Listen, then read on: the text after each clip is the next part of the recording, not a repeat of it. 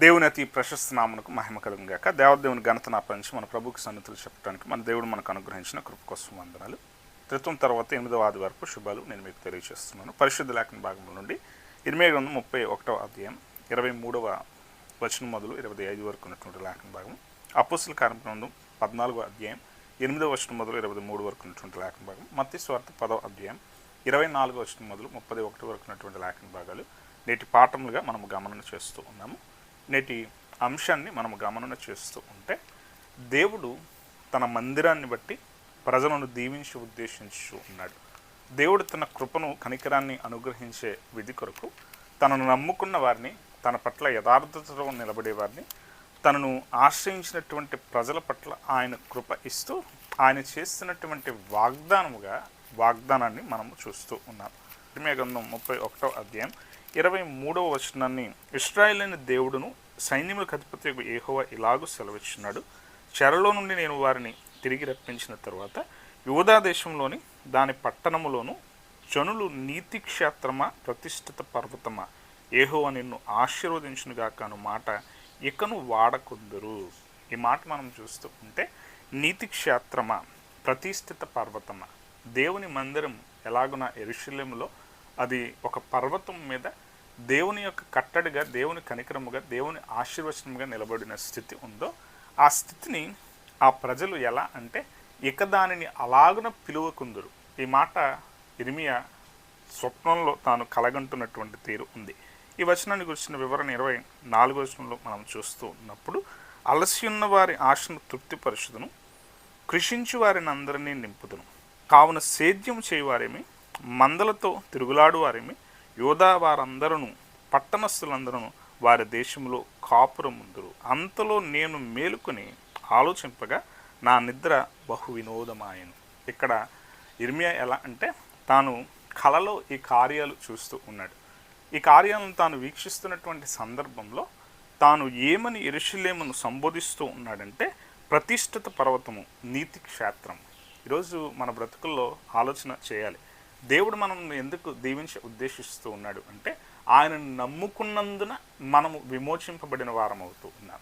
ఆయనను ఆశ్రయించినందున మనము దీవింపబడిన వారం అవుతూ ఉన్నాం. పరిశుద్ధ లేఖన భాగం నేటి పాఠంలో మనం చూస్తూ ఉంటే, అపోస్తలుల కార్యముల గ్రంథం 14వ అధ్యాయంలో సహితం స్వస్థత నొందుటకు విశ్వాసం ఉన్నటువంటి స్థితిన ఒకరిని గమనించి, తన యొక్క స్థితి ఎలా ఉంది అంటే, పౌలు అతని వైపు తేర్చుచి స్వస్థత పొందుటకు అతనికి విశ్వాసం ఉండినని గ్రహించి తాను ఎలా వింటున్నాడు, ఎలా నమ్ముతూ ఉన్నాడు, ఎలా దేవుని మాటను ఆలకిస్తున్నాడో దాన్ని చూసి ఆ విశ్వాసానికి తగిన కార్యం తనలో కనబడుతున్న విధిన దేవుని కార్యాన్ని తాను అనుభవించడానికి, దేవుని ఆశీర్వచనాన్ని తాను పొందుకోవటానికి వినేవారు చాలామంది ఉన్నారు. కానీ స్వస్థత నొందటానికి కలిగిన విశ్వాసం, ఆ విధానంలో వినే స్థితి ఈ వ్యక్తిలో ఉందని గుర్తెరిగి తనను స్వస్థపరిచినటువంటి స్థితి మనకు కనబడుతూ ఉంది. ఈరోజు పుణ్యక్షేత్రంగా, ఈరోజు ఎలాగున ప్రతిష్ఠిత పర్వతంగా పిలువబడేటువంటి తీరులోనికి దేవుని కృప పొందుకున్నటువంటి అదే పర్వతం దీవింపబడే విధానంలో అనేక మార్లు పరిశుద్ధ గ్రంథంలో ఈ మాట ఎలాగున అంటే దేవుని యొక్క పర్వతం గురించి మాట్లాడబడినటువంటి వచనాలు మనం చూస్తాం. దానిలో మనం ఆలోచన చేస్తూ ఉంటే, ప్రతిష్ఠిత పర్వతం మీద ఎలాగునంటే ప్రజలు విడుదల నొందుతారు, ప్రజలు విమోచన నొంది మరల నిలువబడిన వారుగా ఉంటారు. మరల వారు ఏం చేస్తారంటే, వారు నెమ్మదితో జీవించేటువంటి కార్యాలలో వారు దీవెన నొందుతారు. కీర్తన గ్రంథం 122వ అధ్యాయం 8వ వచనాన్ని మనం చూస్తూ ఉంటే, ఇక్కడ ఈ మాట మాట్లాడబడుతుంది.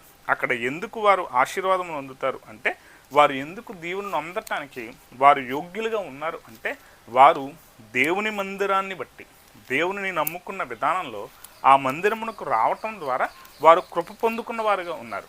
దేవుని మాటను ఆలకించడం ద్వారా వారు ఆశీర్వచనాలు పొందుతున్నారు. దేవుని నమ్మిన విధానంలో వారి యథార్థతను ప్రకటిస్తూ నమ్మిన విధేయత కలిగినటువంటి జీవితాన్ని జీవించే విషయంలో మాటను పెడచెవిని పట్టక ఉన్నవారు దీవెన నొందుతారు. ఆ విధానం ఎలాంటిదంటే 122వ అధ్యాయం 8వ వచనం చూస్తూ ఉంటే, నా సహోదరు నిమిత్తము, నా సహవాసుల నిమిత్తము నీకు క్షేమము కలుగును గాక అని నేను అందును, మన దేవుడైన యెహోవా మందిరము నిమిత్తము నీకు మేలు చేయ ప్రయత్నించదను. ఇదిగో మీకు ఎందుకు మేలు కలుగుతుంది అంటే, దేవుని మందిరాన్ని బట్టి మీకు మేలు కలుగుతుంది. దేవునిని నమ్ముకున్నట ద్వారా, దేవుణ్ణి ఆశ్రయించడం ద్వారా, దేవుని యొక్క ఎలాగున ప్రతిష్ఠిత పర్వతంగా ఉన్నటువంటి ఆ పర్వతం మీద మిమ్మల్ని మీరు దేవునికి చెందినవారుగా, యోగ్యులుగా మీరు నిలువబడుట ద్వారా మీరు కృప పొందుకున్నవారు అవుతారు. యెషయా గ్రంథం 1వ అధ్యాయం 26వ వచనం మనం చూస్తూ ఉంటే ఇక్కడ కూడా దేవుని ఉండేటువంటి స్థితి గురించినటువంటి మాట మాట్లాడబడుతూ ఉంది.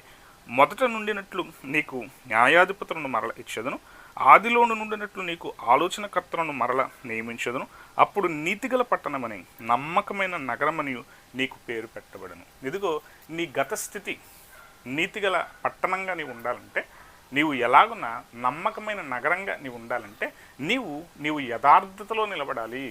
దేవుని నమ్ముకున్న విధానంలో నీవు వర్ధిల్లిన వాడవుగా నీవు ఉండాలి.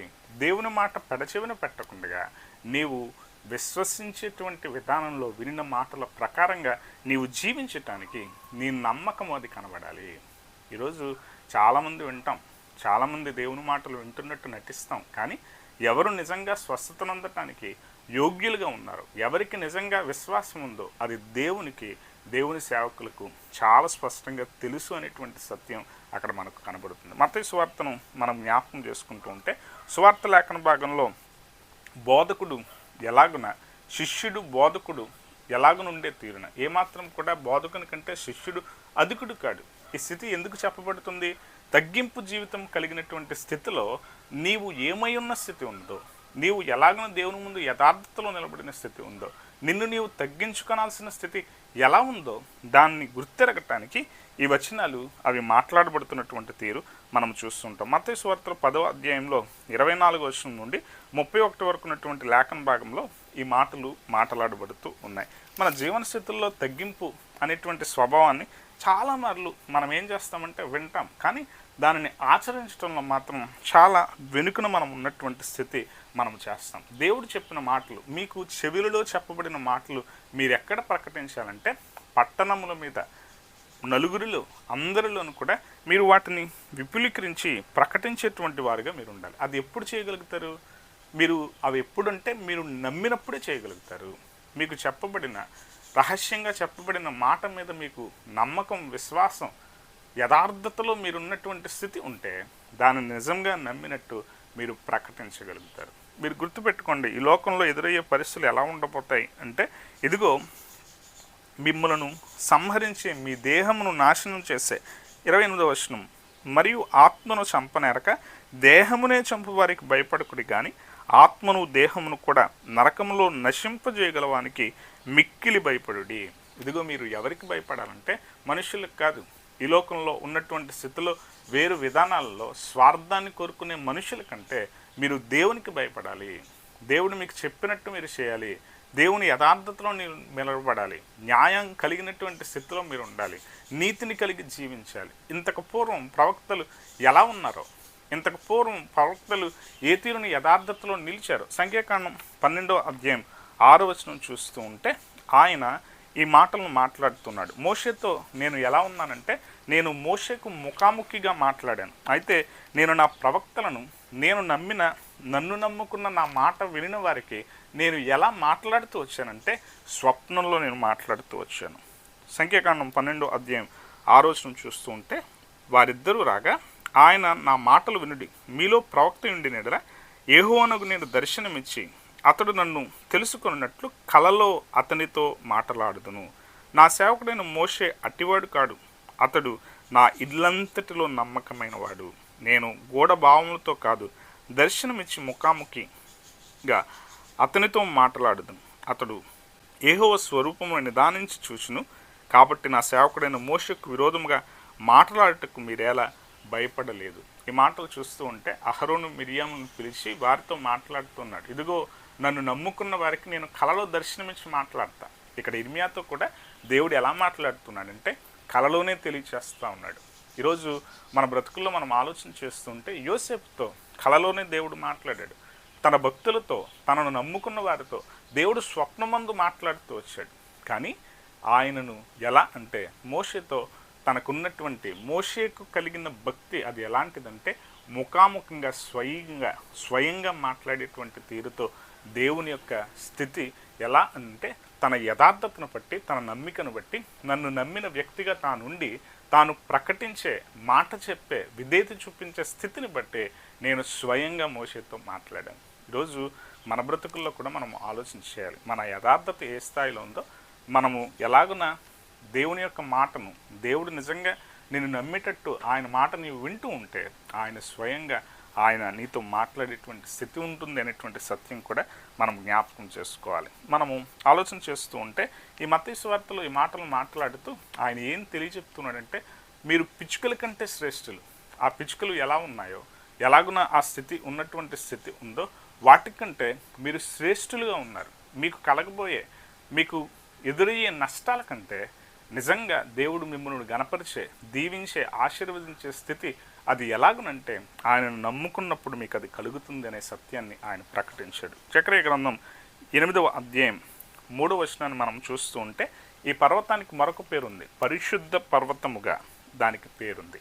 ఈరోజు మన బ్రతుకుల్లో మనం ఆలోచన చేయాలి. దేవుని ఇల్లుగా, దేవుని నమ్ముకున్న యథార్థతలో మనం నిలబడినటువంటి స్థితిగా మనం ఎలాగనో ఉన్నామో, దేవుణ్ణి గణపరిచే తీరుల్లో మన యథార్థత ఎలా ఉందో దాన్ని పరిశీలన చేసుకున్నప్పుడు దేవుడు అక్కడ మనం నిలబడటానికి యోగ్యులమా కాదా అని మనల్ని దీవించేవాడిగా ఉంటాడు. మనము పడిపోయే స్థితిలో ఉన్నాం, మనం ఎలాగన దిగులులో ఉన్నాం, మన స్థితి అది ఎలాగన గతంలో మారిన పరిస్థితులుగా స్థితులు వెళ్ళిపోయి ఇబ్బందుల్లో ఉన్నా దేవుడు మరల ఏం చేస్తాడంటే, మరల నిన్ను దీవించి సియోను నొద్దకు నిన్ను నడిపించి ఆయన నిన్ను నిలువబెడతాడు. 3వ వచనం మనం చూస్తుంటే, యెహోవా సెలవిచ్చినదేమనగా, నేను సియోను నొద్దకు మరల వచ్చి యెరూషలేములో నివాసము చేతును, సత్యమును అనుసరించు పురమనియు సైన్యములకు అధిపతియగు యెహోవా పర్వతము పరిశుద్ధ పర్వతమనియు పేర్లు పెట్టబడును. ఇది ఎవరికి అంటే, ఇదిగో దేవుని నమ్ముకున్న ప్రజగా న్యాయాన్ని పాటించి నిబద్ధతలో జీవించి, ఎలాగున యథార్థతలో జీవించి, దేవుని మాటను విని ఆ మాటను గైకొన్నటువంటి జీవితాన్ని జీవిస్తారో వారు అక్కడ చేరి పరిశుద్ధ పర్వతం మీద వారు దేవుని ముఖాముఖిగా కలుసుకునేటువంటి స్థితి ఆయన ఇస్తాడు. ఈ స్థితి మనం అర్థం చేసుకుని దేవుని కృప మనం అనుభవించడానికి, ఆయన మాట వినటానికి, ఆయన మాట మనలో ఫలించాలంటే, మనలో గొప్ప కార్యం జరగాలంటే, మనం ఏమైనటువంటి వారముగా ఉండాలంటే, ఆయన క్షేత్రముగా ఉన్నటువంటి, ఆయన దయ పొందుకునేటువంటి తీరులో ఉన్నటువంటి, నీతి కలిగినటువంటి పట్టణముగా, ఎలాగున నమ్మకము కలిగినటువంటి నగరముగా మనము ఆ ప్రజగా మనము నమ్మిన స్థితిలో మనం నిలబడితే దేవుని కార్యాలు మనము చూడగలుగుతాం. అలాంటి కృప మనము పొందుకుని దేవుని వారముగా జీవించడానికి దేవుని కృప సదాములకు తోడే సంరక్షించి కాపాడును గాక. ఆమేన్.